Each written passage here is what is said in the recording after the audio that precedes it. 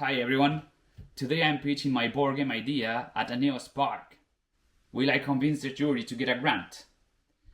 My board game went from a kitchen table prototype to Norway's most innovative game in 2024.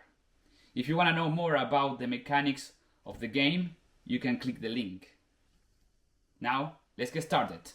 So yes, just start whenever you're ready. Great job getting the technical to work. That's never easy. So yeah, just whenever you're ready. Perfect. So yeah, hi everyone. Today I'm going to present you Coronavirus. Our board game was selected as the most innovative game in Norway in 2024. This has been possible because the game has been chosen for redefining trivia and combining tactical tricks. Now, how does this game work? As you can see on the right corner, one can pick a player figure, go on the board. The first player that reached the portal and thus ends the pandemic is the winner. You can scan the QR code on the right corner if you want to know more details about the instructions. Then on the left you can see the full kit. This is our first prototype. I need to tell you that when you get a wrong answer, you need to take a COVID test, and you can see them there on the left. It's part of the kit. But I'm not gonna get into much details about it. Little side note: it's in our best interest to keep the game description as short as possible, mainly because of three reasons: attention span, clarity, and impact. Keep in mind, these people care about the market potential, not the product itself. We perform a basic survey, so we send our survey to friends, family, also on social media. So it's not the most reliable survey, but we needed to have some idea about it. You can see on the left how likely people are to play. This aligns with most games like Monopoly or like big games when they were released. They tend to have the same numbers.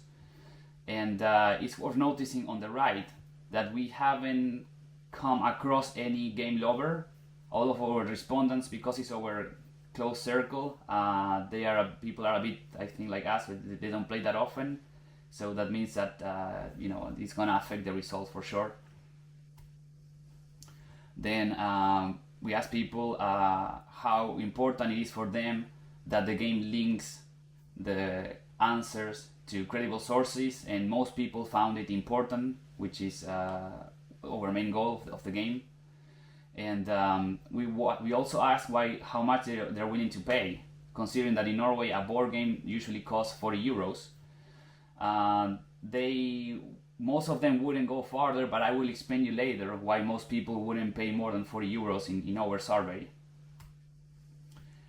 We also asked them for the numbers, so the 4 numbers, so that we could update them if the game is released. 40% of people said yes, which is very favorable. Remember when I told you that most people are not willing to pay more than 40 euros? Here you can see on the left that the age groups for our survey are from 20 years old to 30 years old, which is the demographic group with the lowest purchasing power. That can explain why most people are not willing to pay more in our survey. And when it comes to educational level, most of our respondents are well educated, like well above the average in, for instance, let's say a country like Norway. Now there are many features that make our game unique, and what we found out is that making the lab test was the most favorite feature by far for our game. And the digital dice, like in the when you have the game on your phone on the screen, you can roll the dice digitally. You don't need a physical dice, so that it doesn't fall off the table, because we noticed that could bother people, and it seemed to be a good feature to have on the phone. We realized that no one cared about that, or maybe the other features were so good that just hinder this feature. And when it comes to aspects of the game, we noticed that the engagement and the educational part came on top by far compared to all the other aspects of this game. We asked for some feedback. people, we have 23 responses.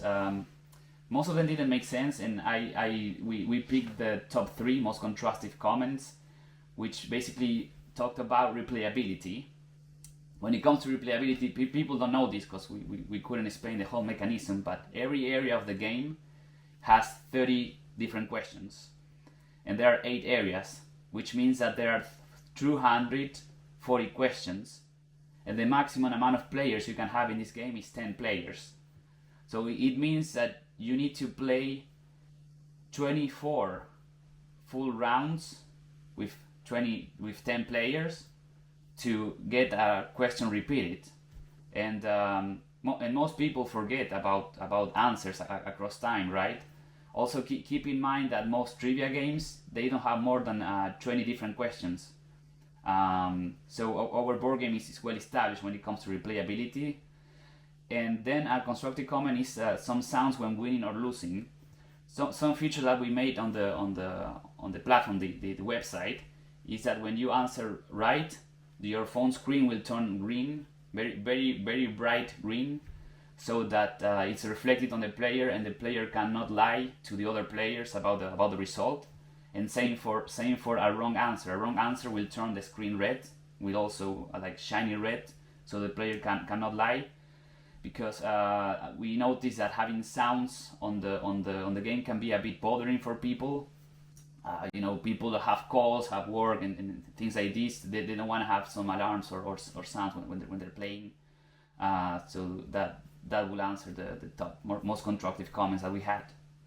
Yeah, sorry, Ignacio, you're touching on 6 minutes now, so could you please wrap up quickly now? Yeah. Then we see that there is a steady growth in the global market. Many countries can be interested in this when we consider purchasing power, poverty levels, and language knowledge. We can also see trending in the trivia games from 2023 to 2024. It aligns with the United Nations Sustainable Development Goals.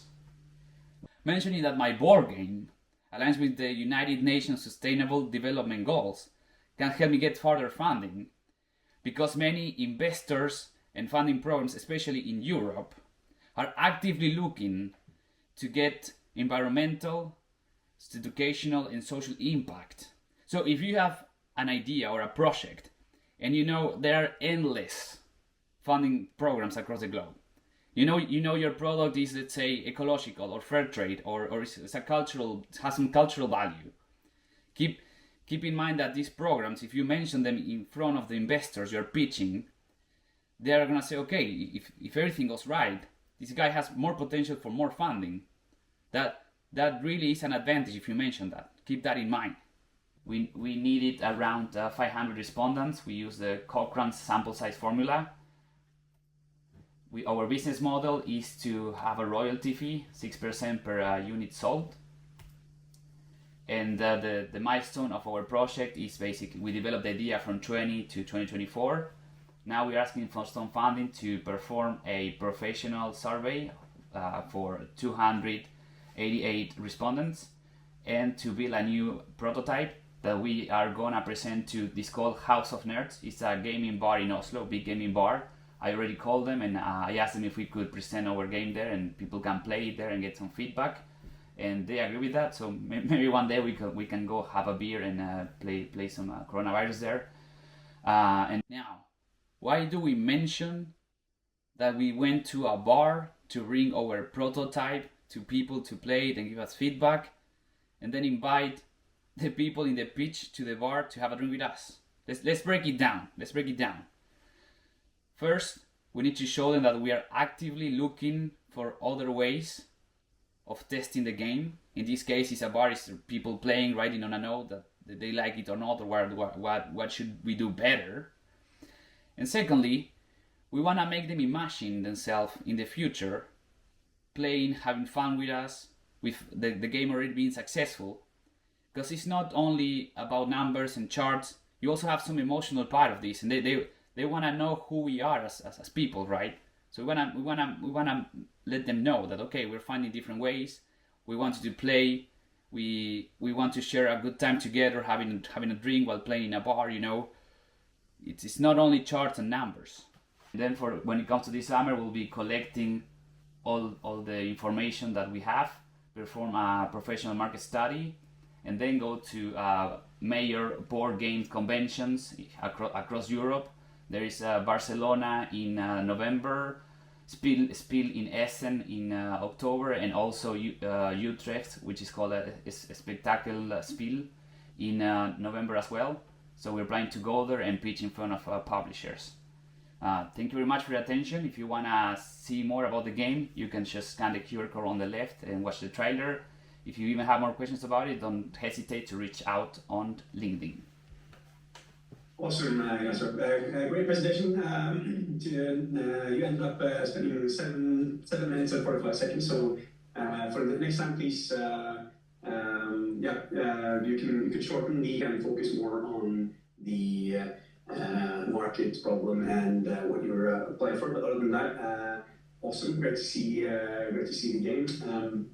Can you tell us a bit more about the board game industry and why do you need a publisher in this industry? Well, why is that the best way forward for you guys?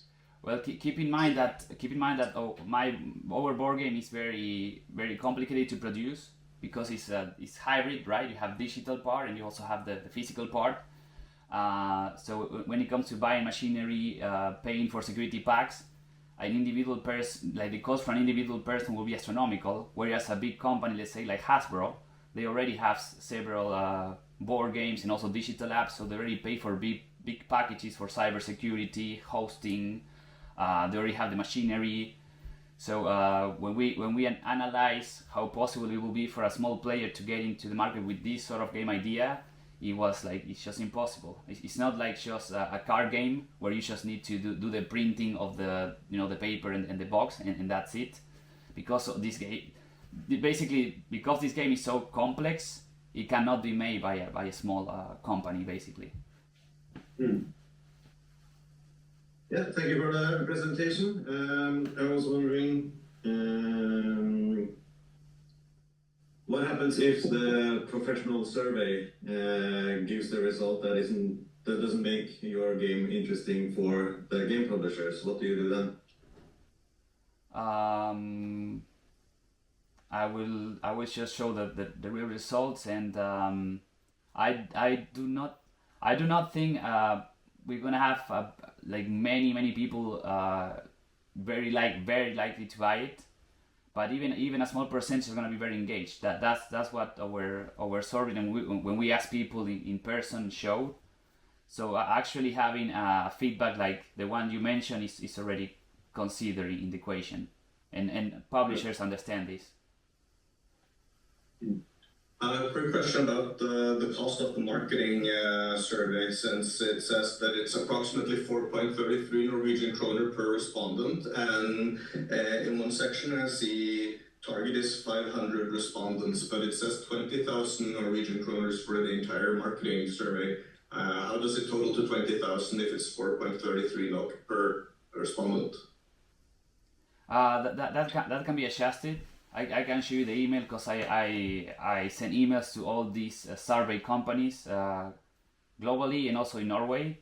I found the best one is in fact, and that's basically the budget, the raw budget that they provided me. But still we haven't specified the technicalities like the age groups, the how many questions. I like they made me pick basically from 10 to 15. It could be less or more. So the 20,000 kroner is not the exact amount, it's just like an estimate, basically. Yeah. One quick last question. We're unfortunately out of time now. We need to move on to the next presentation as well. But this market survey, does that include having the players actually play the game, or is it just sort of more generalized survey where they get some quick explanation of the game and what it looks like, and then they have to respond whether they're likely to buy it or not? Or do they actually get to play the game when they perform? Sorry, you mean the survey that I made or the survey that I applied for? Applied for. Yeah, the survey that I applied for. Yeah, they're supposed to play the game. Okay. Yeah. Yeah, understood. Perfect.